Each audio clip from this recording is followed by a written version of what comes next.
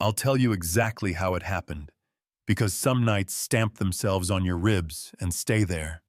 I was on the 49th floor of Linden Tower in downtown Chicago, wiping prints off a glass table I could never afford, my 13-year-old son sitting quiet in the corner with his hoodie up and his notebook out, and a room full of executives laughed when he said he spoke 9 languages. Then he opened his mouth, and a billionaire said, "Meeting adjourned." You want a hook, that's the hook, and yeah, that happened. Night shift wasn't a dream, it was math. Rent lights, shoes that keep getting smaller because feet keep getting bigger. So I brought Jalen with me like I do when I can't find a sitter. And he knows the rules: be air, be small, write in your notebook, and let the suits treat you like you're part of the furniture. The company was Helios Dynamics Shipping, and ports and acronyms that make regular people's eyes glaze over. And they had a guest that night, Fareed Al-Khatib, the kind of man whose name shows up in headlines next to numbers I don't even say out loud. And he didn't have to speak loud, because power like that doesn't shout, it waits. The room hummed with tension, contracts sliding a whiteboard full of arrows and abbreviations and a block of Arabic. I couldn't read but recognized by the curves, and while I sprayed and wiped and aimed for invisible, I heard the younger exec by the window. Gelled hair, loosened tie shoes, too shiny. Say, "What's the kid doing here?" Like maybe we'd tracked mud in and I kept it calm. "He'll stay out of the way, sir," and Jalen looked up, steady. "I'm just listening." That's when the chuckles started. The older one, CFO named Gordon Pike, with a watch that kept throwing light around like it owned the ceiling. Smiling the way men smile when they're about to tell you your place, listening at 13. Must be boring to death. And I saw my boy's fingers tighten around his pen, that spark.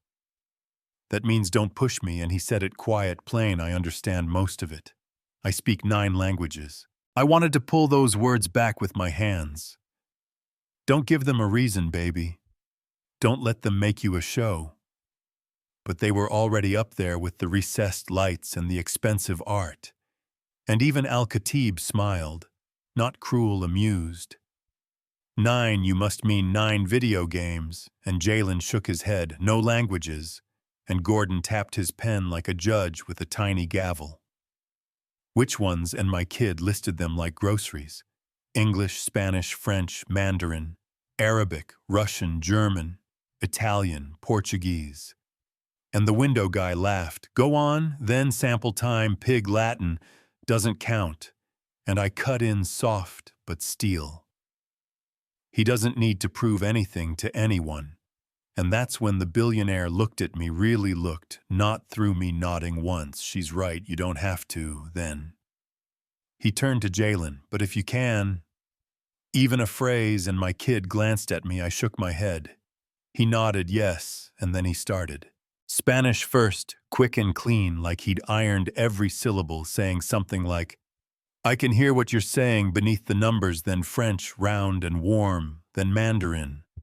Those tones that rise and fall like you're balancing on a wire while the city holds its breath. Nobody laughed. The thermostat clicked, and he faced the investor and answered in Arabic voice, lower, respectful, like he knew where the words had traveled from. And I didn't understand, but I felt it. And so did they, because all the oxygen got serious. Gordon tried to take it back with a smile that didn't reach his eyes. Memorization tricks. Fluency is culture, idioms, humor, the parts you can't rehearse. And he flicked his pen toward the whiteboard like a challenge. Translate something real, and before I could protect my boy, Fareed lifted his hand, palm down, cooling the room.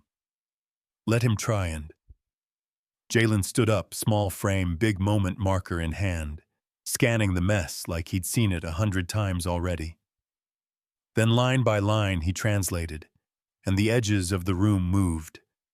Delivery windows tied to port closures, a clean distinction between CIF and FOB that somebody in the notes had tangled, a force majeure carve out that didn't match the inventory cycle, and the one that made Gordon's pen stop tapping dispute resolution jurisdiction, tucked in the Arabic, and missing from the English bullets.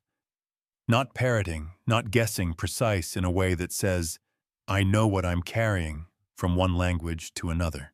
People think talent is magic. They don't see repetition. They don't see a mom choosing Wi-Fi over groceries one month because the kid needs audio lessons. They don't see a library card bending from used index cards clipped in stacks on a wobbly table. Me telling him 10 new words a day when I'm too tired to stand him whispering consonants at 2 a.m. So he won't wake me, and I wanted to pin all that on the glass and say, here, this is what you're hearing. But he didn't need me to fight for him. He made my private sacrifices visible without saying my name. Gordon pivoted party tricks. Does he have timing humor subtext? And Jalen told a quick story in German setup, tight turn, clean, soft punchline. And Fareed actually laughed. Not loud, not performative. The kind of laugh you don't fake. And then Gordon fired off a stiff French line, and Jalen translated in one breath. Then a Russian phrase about children staying silent while men work. And my kid answered in Russian, back then English.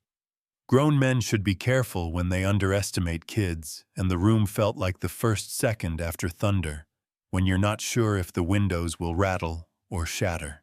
The younger guy muttered something about chat rooms and YouTube learning, and that's when Fareed's voice sharpened without rising. Gentlemen, we spend millions on translators and consultants, and still miss meaning. This boy understood your contract better than the person who drafted it, and then he turned to me, soft again. Miss Reed. I don't know you, but I know discipline when I see it. Someone kept a light on for this child, and my throat got tight because deflecting is my second language. But before I could downplay it, my boy said eyes on the table. She kept the Wi-Fi on when we couldn't keep the fridge full. She made me write the words when she was tired. She didn't just keep the lights on, she lit the fire, and I had to swallow that one twice. That's when Gordon went for the cheap shot, even if he's talented. What's the end game? Prodigy of the month. The cleaner's kid gets swallowed by the world, like it was just math, and I felt shame crawl up my neck. Then anger chase it down, and I stepped forward. With respect, sir, I scrub floors so people like you can do deals without sticky fingers on your glass. That doesn't mean I don't know what extraordinary looks like. And before he could clap back, Fareed's palm hit the table flat and final. Watch your tongue. People who keep your world running aren't invisible unless you choose to be blind, and nobody looked at me like furniture after that. The room shifted for real when Fareed asked Jalen, why languages? And my kid shrugged the truth like it was no big thing, because every language is a key. If you have enough keys, you can open almost any door, and the billionaire nodded like a teacher who just heard something. You can't teach. Promise me you won't let small men with small minds convince you you're small too, and Jalen clear as glass, I promise. And that's when the twist landed. Not the jokes, not the translation, the decision. Fareed looked around the table at men who still had numbers to push and said, this meeting is adjourned. The contracts can wait. Tonight I learned something more valuable than your numbers. Brilliance hides where people refuse to look, and paper went quiet. Pens went flat, and Gordon stared into the dark glass like maybe there was a different universe outside.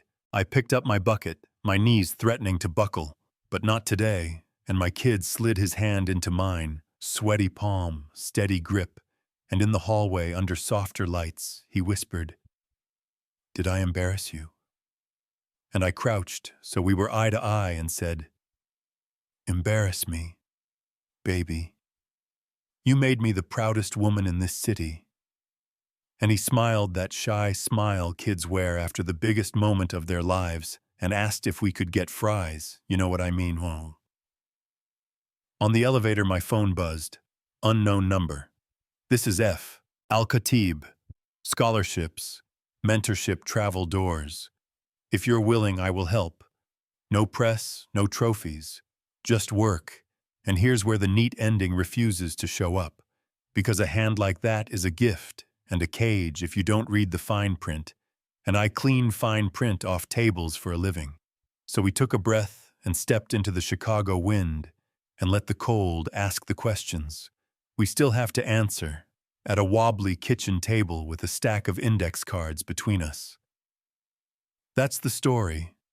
And if you want a bow on top, I don't have one. I have a promise, a kid with keys in his pocket, a billionaire's number in my phone, and a room full of men who will think twice the next time they decide who's small. And maybe that's enough for one night. If you felt this, hit subscribe so you don't miss what comes next, and tell me in the comments who was right and who was wrong in that room. Where's the line between opportunity and exploitation? Have you seen someone get measured by their uniform or accent and flip the script? And what's the one door you're still looking for a key to? I'll be there reading, because your stories are another language my kid needs to learn.